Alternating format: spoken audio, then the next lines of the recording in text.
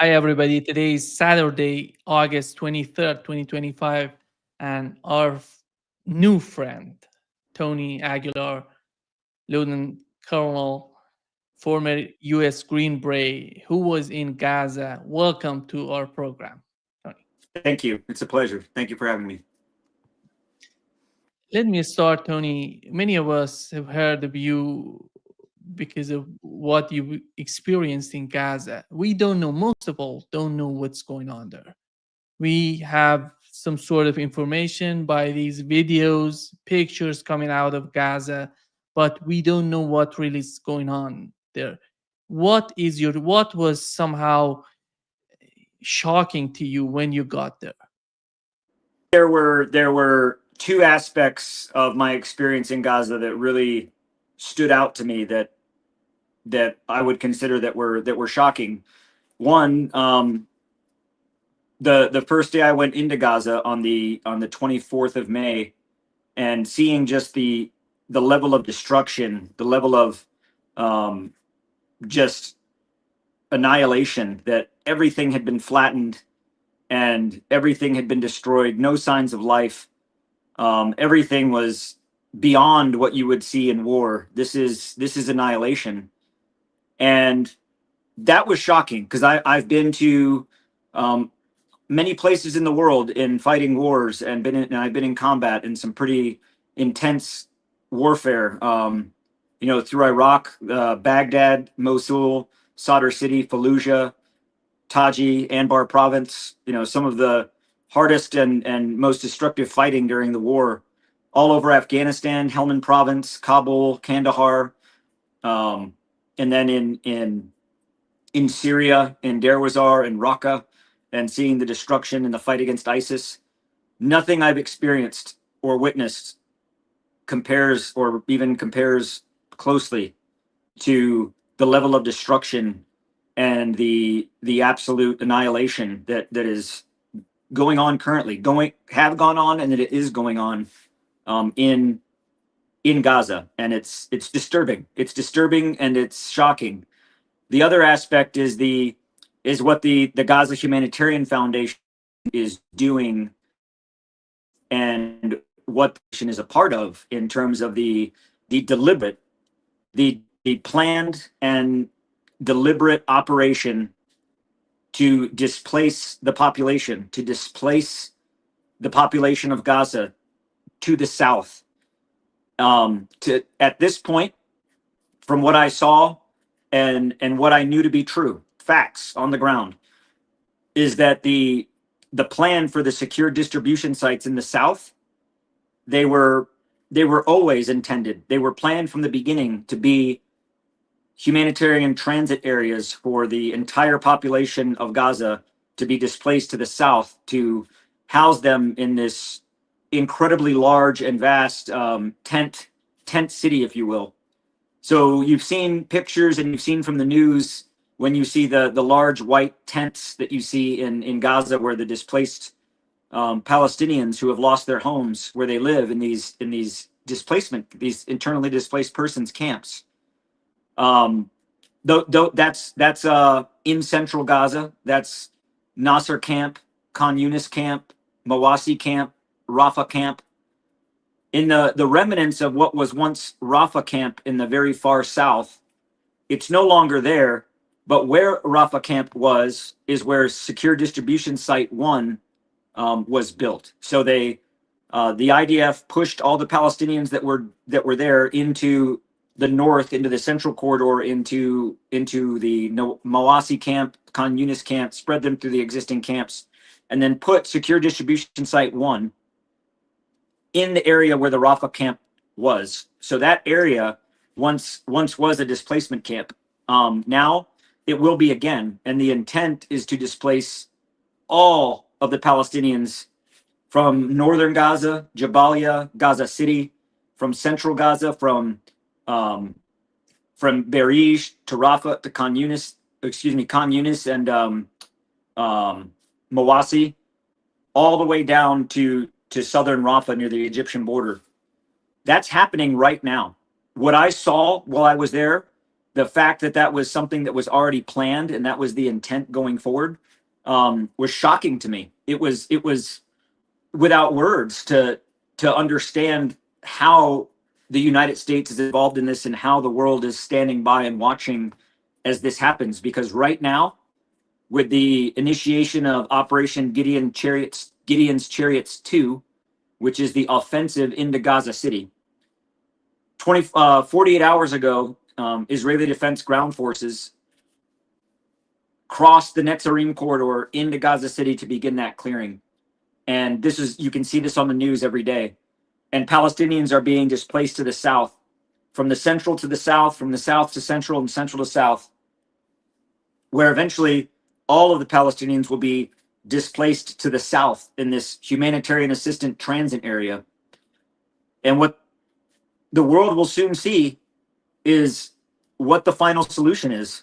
I fear for that day, because there's discussion about moving all of the Palestinians out of Gaza to some other location. That's not appropriate. That's not suitable. Or then what? Are they going to be starved to death? Are they all going to be killed? What's going to happen? And that's what I fear most, because every step of the way thus far, the the invasion, the occupation, the clearance from the south to the central, now to the north, everything that Israel has said that they were going to do has been done. So the next step of that, the final solution, I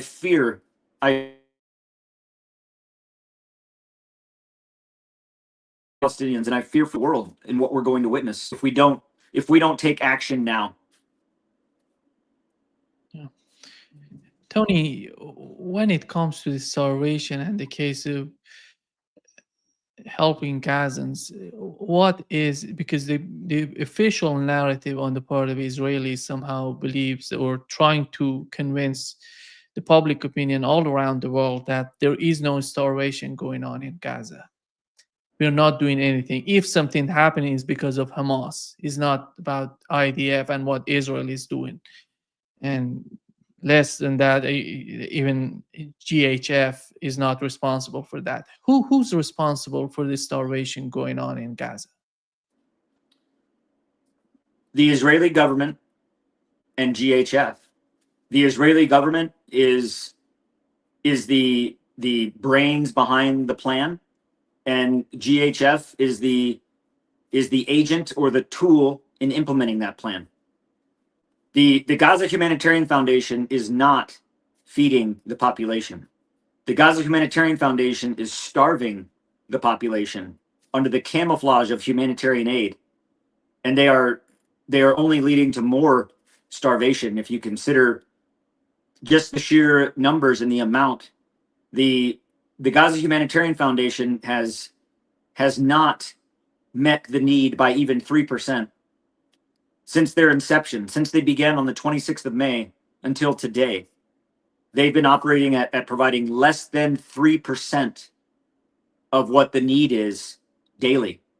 So at this point, 97% of the daily need is not met. People are dying. People are starving. We're not providing them water. We're providing them dried food goods. When the Gaza Humanitarian Foundation says 120 or 125 million meals, they're not providing them meals. They're providing them raw ingredients in a box to from whence they can make meals. But we're not giving them any water to prepare those meals. They have to be able to cook to prepare those meals. Where are they cooking? How are they cooking? They're not.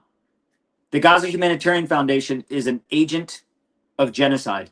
The way I would describe it is that if this were World War II and the Holocaust, the United States, the Gaza Humanitarian Foundation, is turning the knob in the gas chamber. We are complicit. We are a part of it. And the Gaza Humanitarian Foundation has attempted to lie and fool the American people in thinking that the American people can't see through it and that the American people aren't informed enough to know. And the American people are informed, and the American people are becoming more informed. So who is behind this plan? The Israeli government. And the tool of that plan is GHF. And America, therefore, is complicit. Tony, who has created GHF and what is the relationship? What is the communication, the sort of communication they have with IDF in Israel? How do you find the links between the two? And how do you find the way that is there anybody in the Trump administration or in the current administration in Washington who is trying to do something there? Or how do you find the link between this organization, GHF, and the communication they have with the United States and the communication they have with Israelis? The links are very, very clear. The links are indisputable between GHF to Safe Reach Solutions, which is the contract company in Israel conducting operations in Gaza, and UG Solutions, which is the security component from which I was hired by to serve as a security operator. In terms of GHF and the linkage to the government or other governments or donors, it's very cryptic. It's cloak and dagger. The Gaza Humanitarian Foundation spokesman, even when he was asked point blank by a reporter in a GHF update, "Who's your donors? Who are your donors and where are they donating from?" And he said, "I won't disclose that. I won't tell you." So here we have a humanitarian organization that espouses that they are a nonprofit humanitarian organization who receive money from donors, who receive $30 million from the US government through USAID. And they feel that they don't have to disclose who their donors are. In the history of humanitarian, non-government organizational, nonprofit work, you to not disclose who the donors and where the money goes and how it's spent, it's unheard of. How they can get away with it? They must be underwritten or supported by someone in the administration that allows it to happen. I don't know who or what entity that is, but it's very clear that the Gaza Humanitarian Foundation is directly linked to the Israeli government. Johnny Moore is directly linked to the Israeli government in terms of how the GHF operates. But to make the linkage very clear, under the Gaza Humanitarian Foundation, there's one company. That company is Safe Reach Solutions. Safe Reach Solutions is a for-profit money-making company. They're not a nonprofit. They're not a humanitarian aid organization. They're not an international organization. They are an American for-profit business. They have the contract in terms of they're getting paid by the Israeli government through Kogat through the IDF to Safe Reach Solutions. Safe Reach Solutions client, the client, is the IDF. I don't assume that. I know that to be absolutely true because on the 8th of June, I was told by the Safe Reach Solutions Director of Operations in Karim Shalom at the Operations Center that the IDF is our client. We work for the IDF. We do what they say. We do what they tell us to do. They are the client. We work for them. UG Solutions, which is one subcontract under Safe Reach Solutions. There were 3 subcontracts under Safe Reach Solutions. UG Solutions for security, Arkel International for logistics and trucking, and then LMCC, which is an Israeli company responsible for the construction and the construction needs at the sites. So those 3 subcontracts, UG Solutions is the subcontract I worked for security. And UG Solutions did not exist until January. And prior to that, they were the Sentinel Foundation, which was directly connected to the person that is the CEO of Safe Reach Solutions. Safe Reach Solutions didn't exist until February of this year. So as aid was stopped, the ceasefire ended and aid was halted, stopped by the Israeli government going into Gaza. You have Safe Reach Solutions emerge. You have the Gaza Humanitarian Foundation become in existence that didn't exist before. And Conveniently, all of these pieces fit together and are awarded this contract. It's it's very concerning, and these are things that must be looked into, because there is something amiss with all of this, and it demands answers. How many camps do they have to provide Gazans with the aid that they're trying to deliver to them? So you mean distribution sites? Yeah, Okay. distribution centers. Yeah. So 4, one of them, the one in the north, the near the Netzarim corridor is closed, shut down from operations because of Operation Gideon's Chariots 2. That site number 4, secure distribution site number 4 in central Gaza, north of Beret, which is just south of the Netzarim corridor along the Wadi Gaza and the Salah ad-Din road. That's now taken over by the IDF, and that is a sniper base. They've established from that position sniper positions to fire into the north. That is no longer a distribution site. So now there are only 3. 3 distribution sites remain. Under the UN, during the days of UN distribution, there were 400 that were operating every day. World Food Kitchen, World Food Program, Médecins Sans Frontières, UN, UNRWA, other organizations that were operating all of these sites, providing not just food, but medical, education, hygiene, everything that's needed for a society to survive. Remember, Gaza is completely isolated. Israel controls the sea, the air, the land. Gaza is occupied and under siege. Nothing goes in, nothing goes out. Everything that they need must be brought in. Under the days of the UN, 550 trucks per day, every day, to over 400 distribution sites from the south to the north to the west to the east, all throughout Gaza. Now, there are only 3, and all 3 of those are located all the way south along the in southern Rafah near the Egyptian border. All of them. In that area south of the Marag corridor along Route Philadelphia, or the Philadelphia corridor that parallels the Egyptian border, there's no life there. There are no Palestinians that live there. Everything is destroyed. Everything has been destroyed to the ground.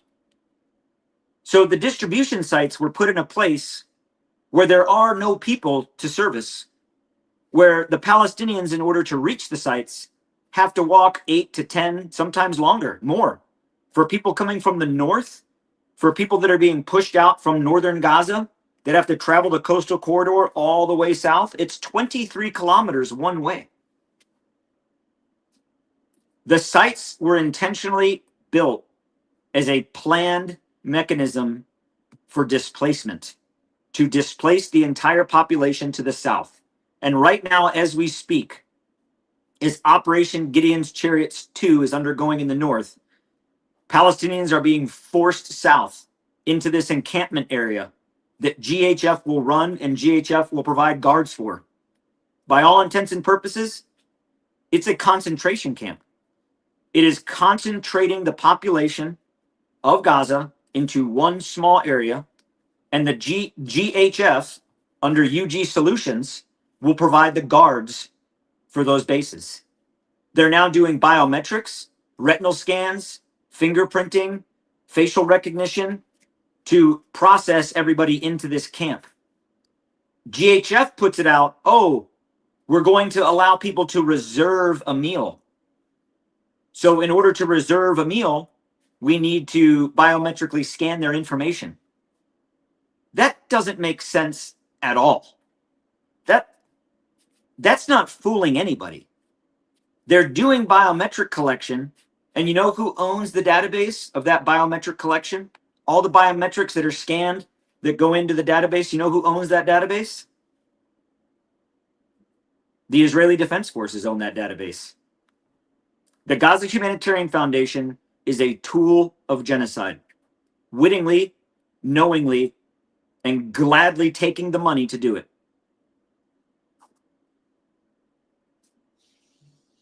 Tony, we know that before they have tried to push all these Gazans to the south, to Rafah. They tried that before, but it seems that they were somehow unsuccessful in achieving that. That's why they're using this starvation to drag the people to the southern part of Gaza. Do you understand what's going on? What is the main goal after that? What do they want to do? They want to kill as much as they can, as many as they can by starvation, then sending them to southern part of Gaza in Rafah, and then pushing them to Egypt.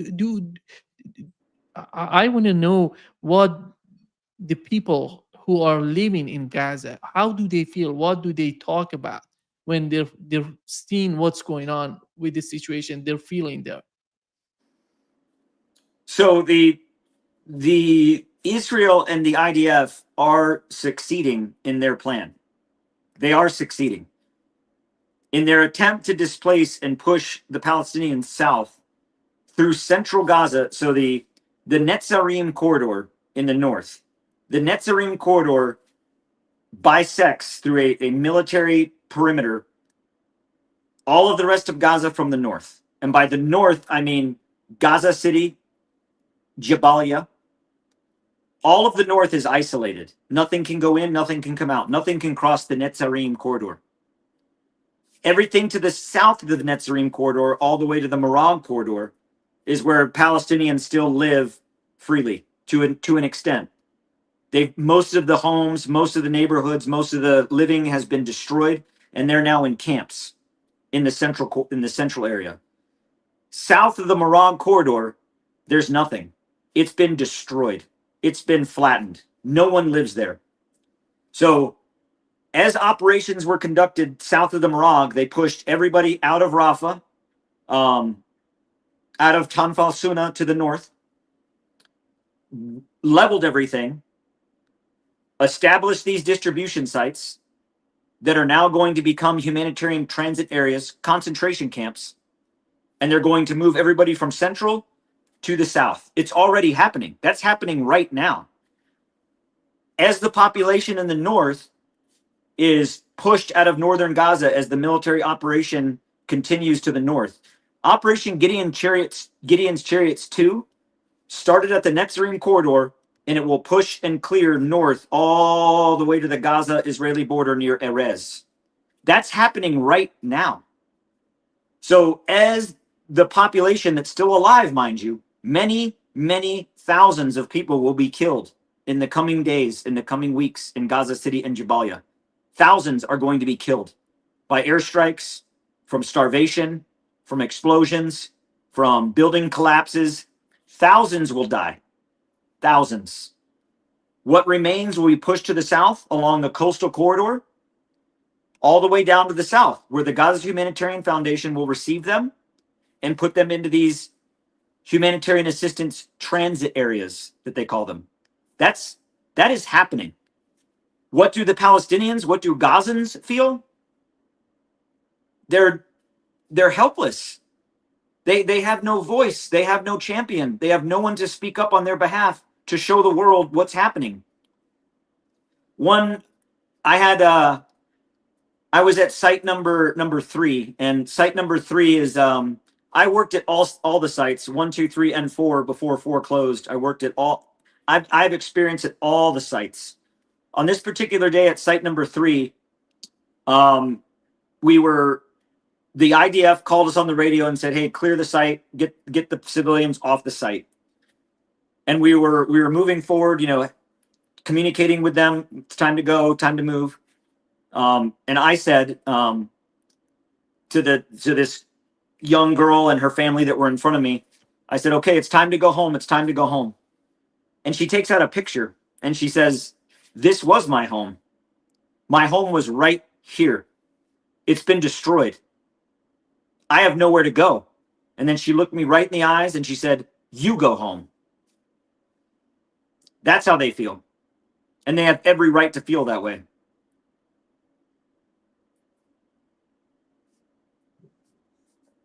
Tony, do you feel that GHF is changing its behavior in after those talks, after the pressure coming from somehow from media? Are they going to change their behavior? Are they going to change the way that they're treating Palestinians, Gazans, or they're going to be the same as IDF? Because we know that IDF is somehow they don't care about killing civilians in Gaza. But how about GHF? Who are these people who mostly veterans or those people who have served in the military? They know how to use the arm, they know how to deal with that. And how do they react to if something happens there? So to be clear, that GHF, the Gaza Humanitarian Foundation, at the foundation level, they aren't in Israel or in Gaza at all. There's no GHF in Gaza. There's not even any SRS, Safe Reach Solutions, in Gaza. Safe Reach Solutions personnel are in Israel at Kareem Shalom at the Operations Center. Who goes into Gaza are the truck drivers driving the trucks of aid, and the UG Solutions guards. The UG Solutions guards are the only people under the contract that are authorized to be armed with weapons, and they are. Here's what's very concerning to me in terms of the only accountability you have inside of Gaza are the UG Solutions contracted security, such as myself. I was there doing that. That's the only accountability measure that's going in to see what's going on. The core group, the leader in charge, the leaders that have been put in charge of each of the sites, the leadership and the core group were all recruited from and are active members of the Infidels Motorcycle Club. I want you to think about that. Let that sink in. The Infidels Motorcycle Club is a veteran organization. You have to be a veteran to be a part of it. But they have two goals: fight jihad and eliminate all Muslims from the world. Think about that. Let that set in. The organization that is armed with fully automatic weapons, machine guns, shotguns, pistols, tear gas, smoke grenades, stun grenades, you name it. The core of that organization lives to fight jihad and to eliminate all Muslims from the earth. What are Palestinians? Majority Arabs, Muslims. You have an organization that they're the only accountability in Gaza who say, oh no, we're not shooting at them. Oh no, we do everything by the book. Daily, hundreds and hundreds and hundreds and hundreds of Palestinians die near these sites. And the group that's in charge of this organization at the tip of the spear is an organization that call themselves the Infidels. The leader of the Infidels, a gentleman named Johnny Mulford, who is in Gaza right now. He's in Israel, goes back and forth into Gaza every day. On his social media, he has a post that proclaims Israel is the supreme nation that shall rule over all others. That's the people that GHF has hired to provide humanitarian assistance into Gaza. Think about that. Go to their website. Look at it. It's shocking. It's abhorrent. It's unacceptable.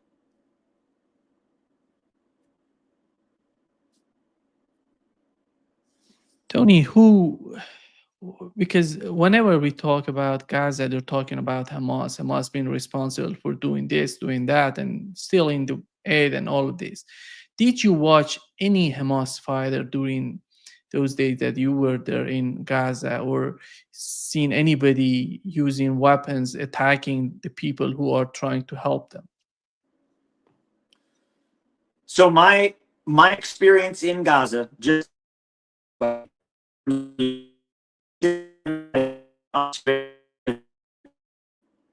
I geographically, I went every day through Gate 231, down the Philadelphia corridor to sites 1, 2, and 3, through southern Khan Yunis, through southern central Rafah, southern Rafah, and then through southern Rafah to the far, far, far, far southern corner of Gaza. I also traveled the Burma corridor up north to Gate 96, into central Gaza, through the Netzarim corridor, along the Salah ad-Din road to Site 4, and I spent time at Site 4. So I saw quite a bit from central to south and everything in, or parts in between. Not everything in between, but parts in between. Not one time did I ever observe or see an armed Palestinian at any extent at all, much less anyone declaring to be or were Hamas. Now, being an experienced military practitioner who has fought in war, is it possible that amongst the crowd, or likely even, that amongst the crowds going to the sites, that Hamas can be amongst them? Sure, that's absolutely possible. But I never saw anyone armed, and I never saw anyone proclaiming to be Hamas. I never saw anyone or experienced anyone that was aggressive in any way at all. And what GHF should recognize and realize is that the United States and the American contractors, UG Solutions, we are not combatants in this war. We are not belligerents in Israel versus Hamas. We aren't even authorized to provide support to the military. UG Solutions personnel in Gaza that are armed to the teeth are there on a tourist visa. Tourists. We don't have the authority to engage anyone with lethal or non-lethal force. The only time we can engage anyone is if it's an absolute inherent right of self-defense. And that self-defense must be imminent. Absolutely imminent, meaning there is a direct and imminent threat. Not the thought of a threat, not there might be a threat, not you think there might be a threat. There must be a threat. Those are the rules. Those are laws.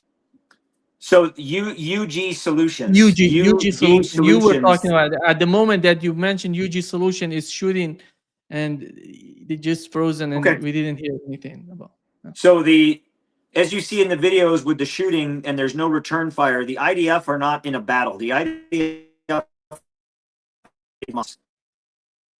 IDF and in some clear instances, UG Solutions contractors, American contractors on the locations that are shooting at the population, and they shoot at the population to communicate and control the population.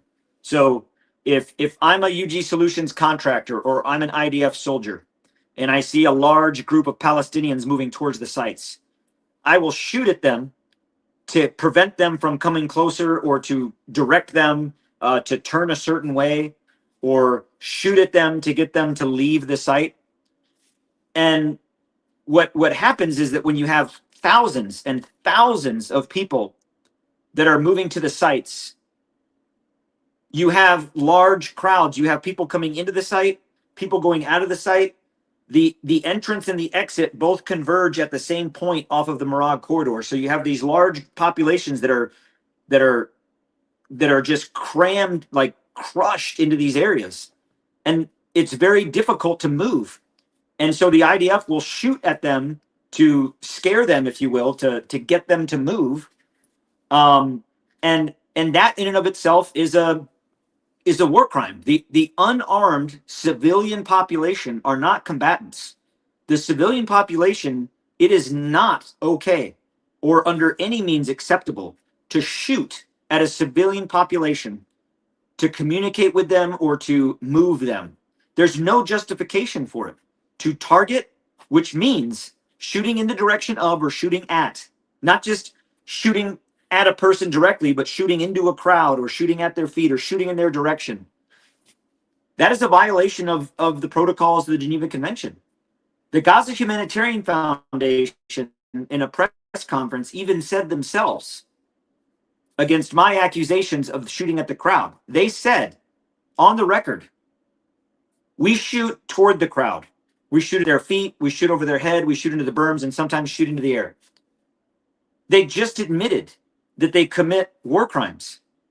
We're talking about a civilian population, an unarmed civilian population. You cannot shoot at them at all. At all. There's no justification for it.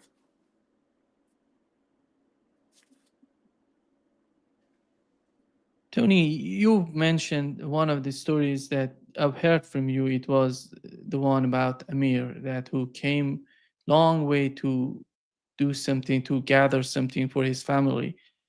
And then they came out to said that he's alive, he's not dead, nobody killed him. And what is the story behind Amir, and what is the reality of what has happened there? Well, to be clear, no one has come out and said that he's alive. In fact, his family is still trying to figure out what happened to him. Where's his body? Where is he? No one's seen him. On the 28th of May, Amir was at site number 3. So there was a piece that came out much later from an organization called the Daily Wire. Look up the Daily Wire. The Daily Wire is owned by Israel. In the Daily Wire, they said, well, we talked to the mother, and the mother said that Amir wasn't at site number 3 on the 28th of May. I have video and pictures of it. He was at site 3 on the 28th of May. They say that, oh, well, he wasn't there till the 28th of July. I wasn't even in Gaza on the 28th of July. I left on the 26th of June from Israel. So I have photos and pictures from the 28th of May. Amir was at site number 3 on the 28th of May. He was there to get aid. He had been separated from his family. His father had been killed in an airstrike weeks earlier. His family was displaced and staying in the Khan Yunis camp, which is north of Nasser Hospital, which is north of the sites. He went to the site with his uncle. While he was traveling to the site, they were shot at and the crowd dispersed and people panicked, and he was separated from his family. He was on site number 3 alone, and he was there and he was picking up remnants of food, and he was thanking us. He was barefoot. He was starving. And anyone that says that the people of Gaza, the Palestinians, are not starving, that is irresponsible and evil rhetoric, because they are starving.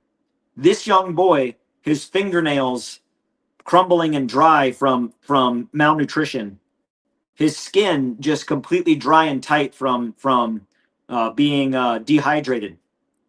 No shoes. His pants held up with a piece of twine, alone. And he was thankful.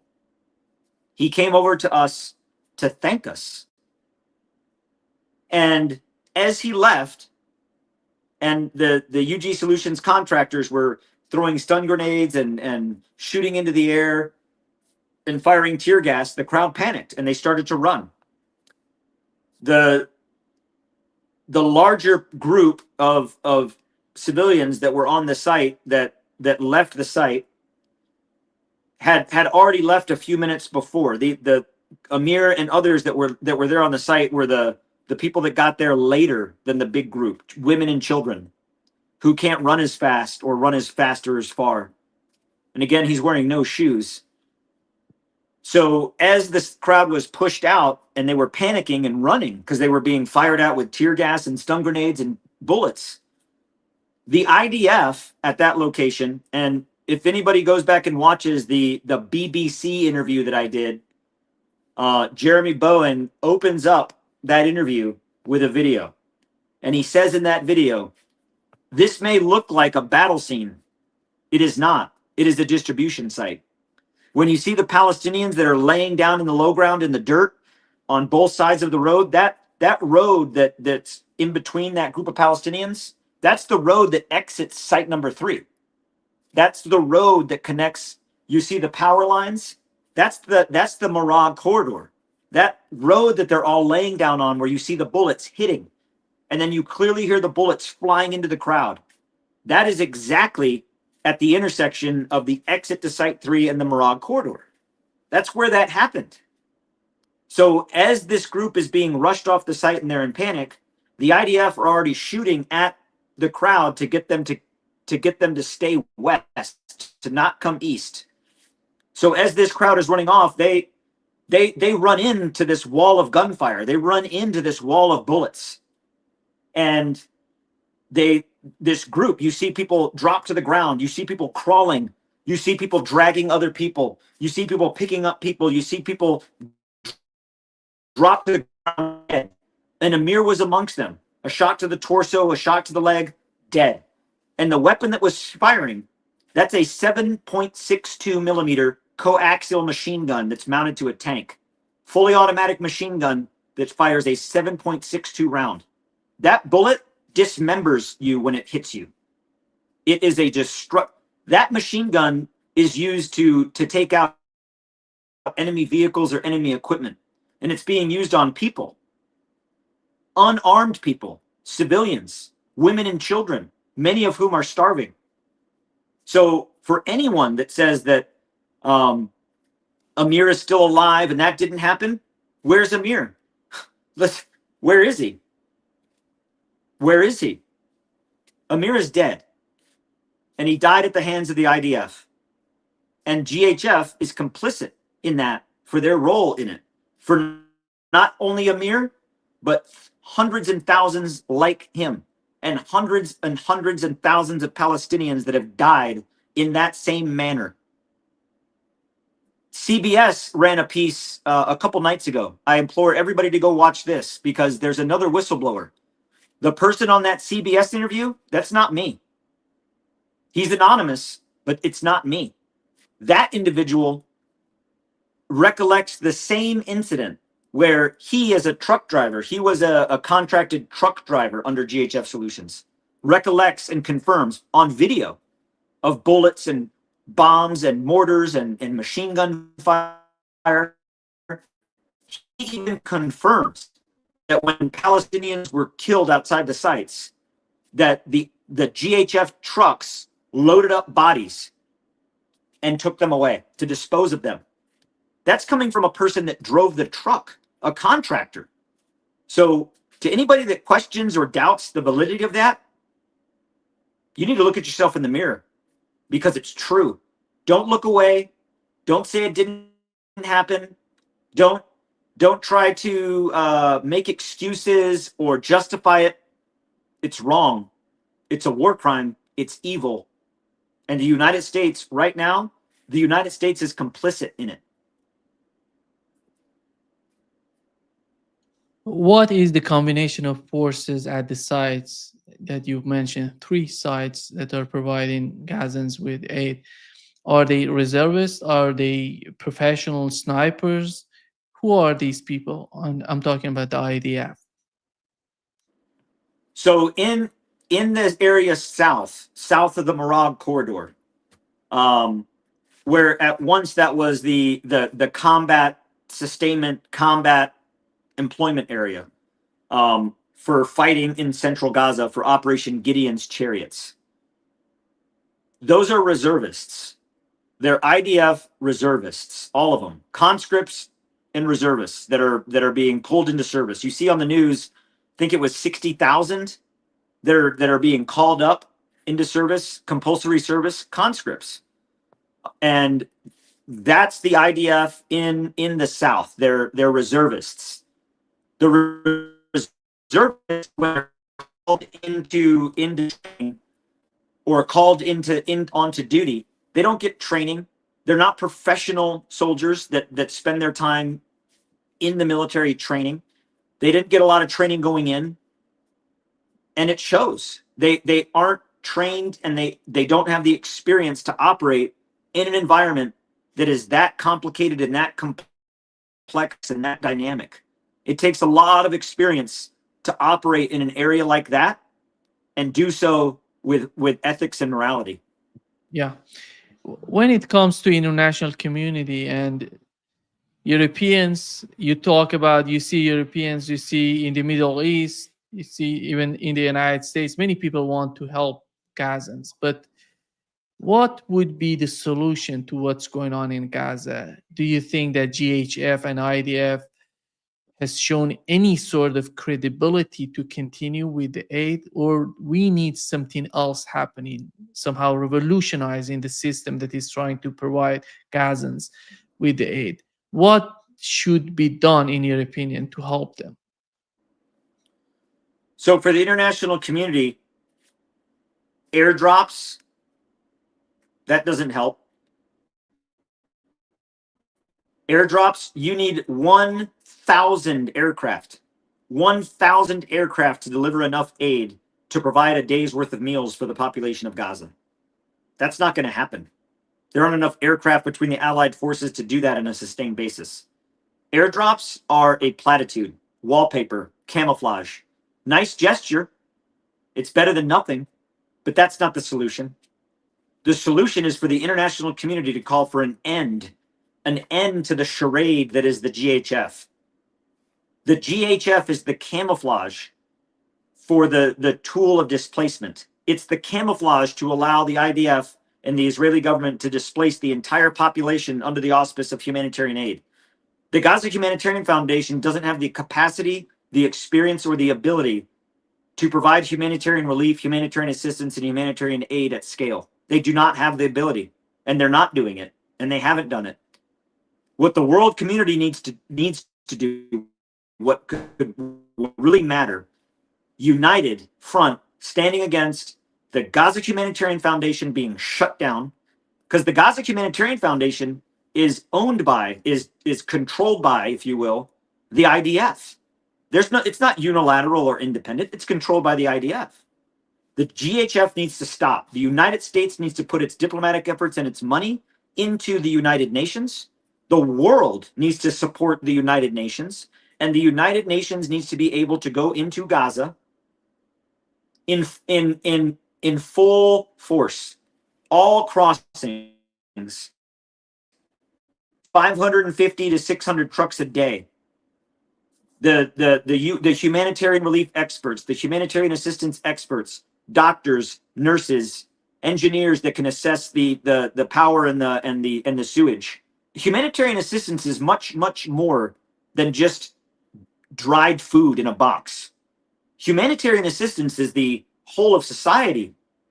You know, formula, baby formula, Pampers, medical supplies, hospital needs, fuel, propane, water, medical, hygiene, all the things that a society needs to live. The Gaza Humanitarian Foundation is not providing any of that, any of it, not even water.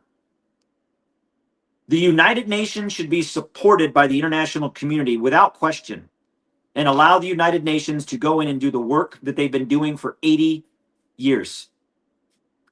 That's what the international community can do to make a difference. Doing nothing and allowing this to continue and supplementing with some airdrops, maybe letting 250 trucks in every few days. 250 trucks is nothing. Nothing.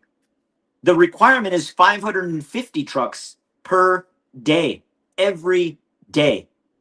So to say, oh, 250 trucks went in, that's just camouflage for the fact that we're starving them. You know, an analogy that I'll give is that I've said this before, is that if my children went to school, my children do go to school, but let's say my children are at school, and their teachers are the international community. My children are Gaza. My children are the Palestinians. And the teachers come to my house and they say, your children look emaciated and tired, and it looks like they're not being fed. They say they're not being fed. Are you feeding your child? And I don't say no. What I say is, well, yes, I'm feeding my children. I feed them once a week. I give them a bag of crackers, no water. I give them a bag of crackers once a week. I feed them, and I say it with confidence that what I think I'm doing is right. The international community should condemn that and say, no, you don't know what you're doing.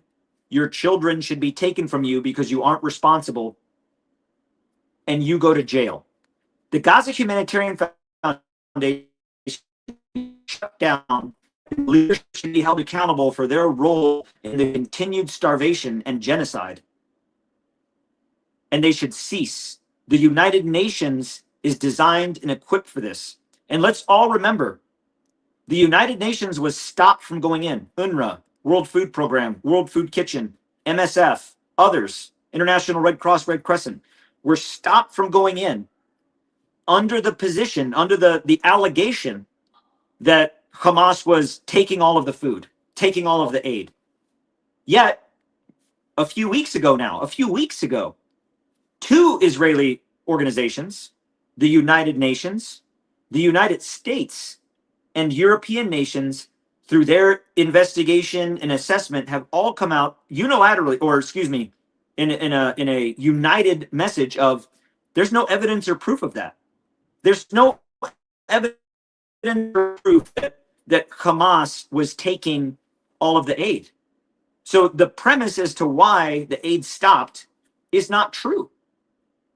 We should turn back on the UN mechanism immediately. And to the international community, we don't have weeks. We don't have months. We have days before we will see what's happening. And when we see what's happening, it's going to bring us to our knees. Wait until we see the masses of Palestinians coming out of Gaza City and Jabalia coming south. Wait until we see the level of starvation that's in Gaza City. Remember, Gaza City has been completely shut off since March. Completely. Nothing going in, nothing coming out, no journalists, no cameras. The only journalists that remain are now dead.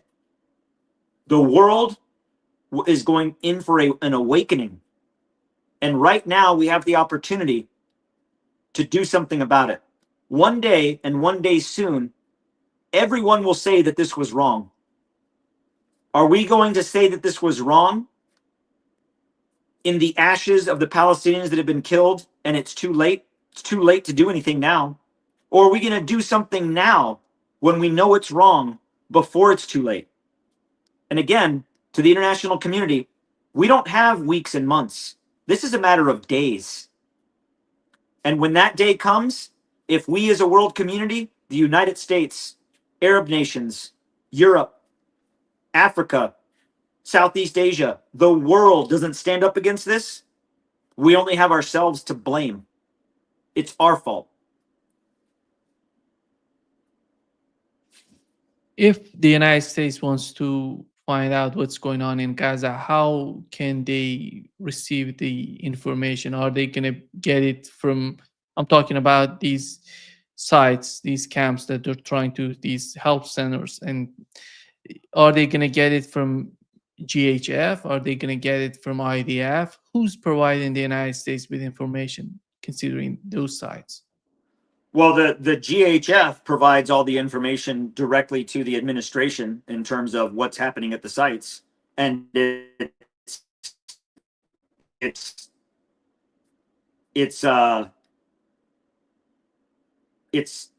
lies.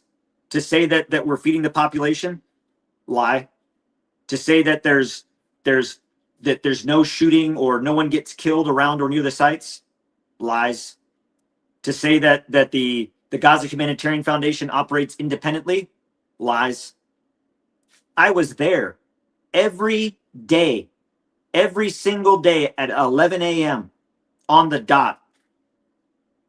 The SRS leadership and the UGS leadership and planners, of which I was one, were called in by the IDF into their little office on our compound in Kareem Shalom, and we were told, ordered, this is where you will deliver. This is what time you will deliver it. These are what sites you will deliver it to. This is how much aid you will deliver by truck.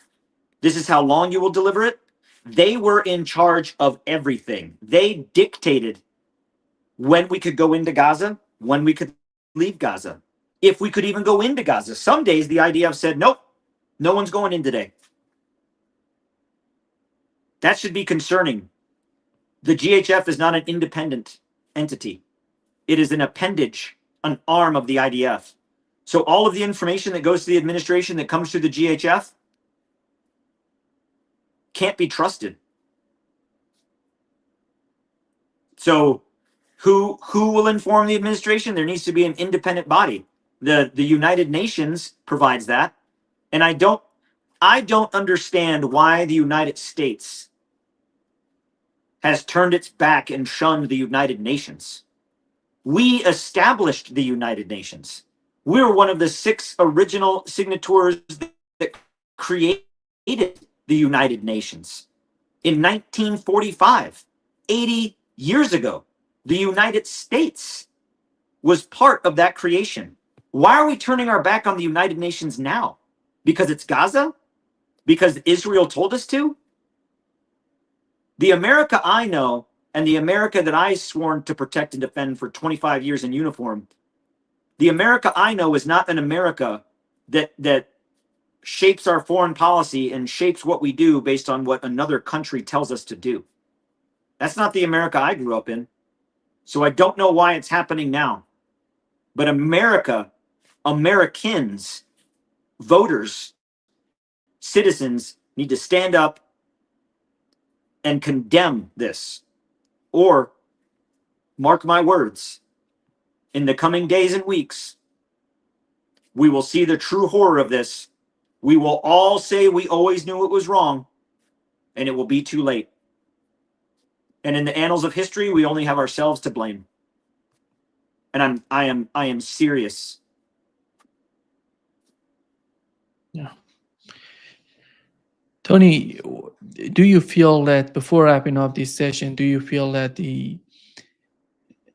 when you compare the Biden administration and Trump administration, do you see anything changing in terms of the policies toward Israel and what's going on in Gaza?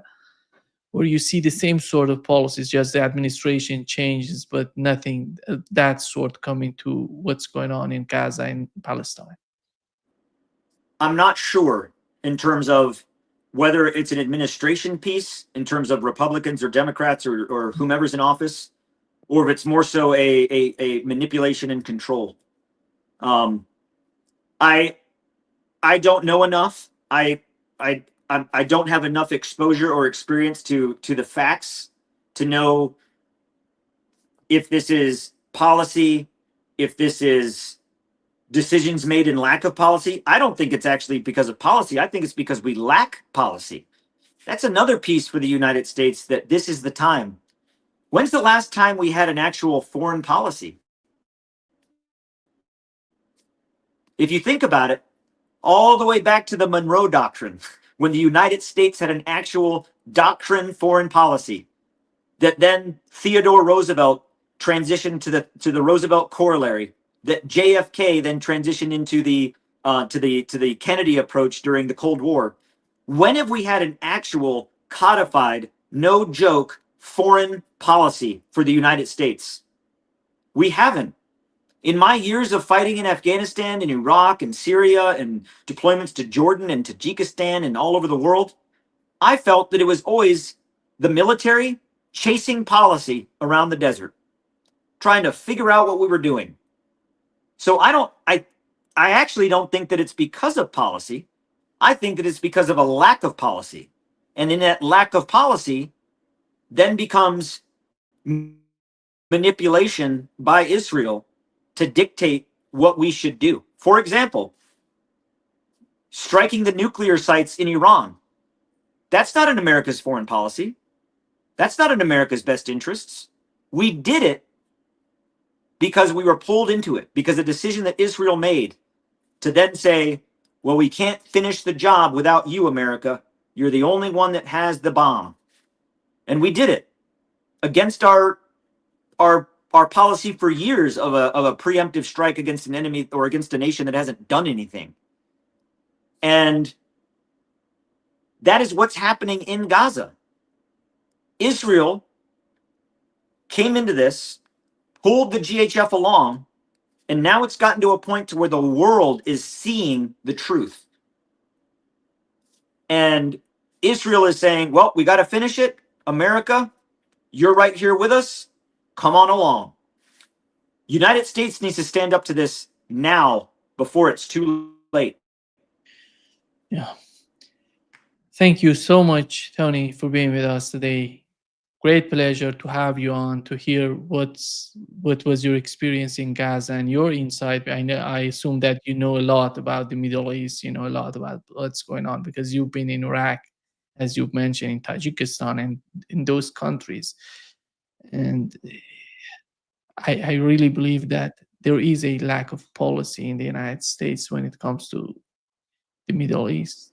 There is no grand strategy there, and it's hurting. Yeah. Thank you so much, Tony. Great pleasure to have you on. Thank you. It's an honor, it's a pleasure, and thank you for the discussion. And you know, I've had the internet provider for my internet provider reset it twice and upgrade twice, and it's still doing this. So I think I'm I'm being censored, but I'll keep on. I'll keep on going. That could be continue that direction. You're doing the right job.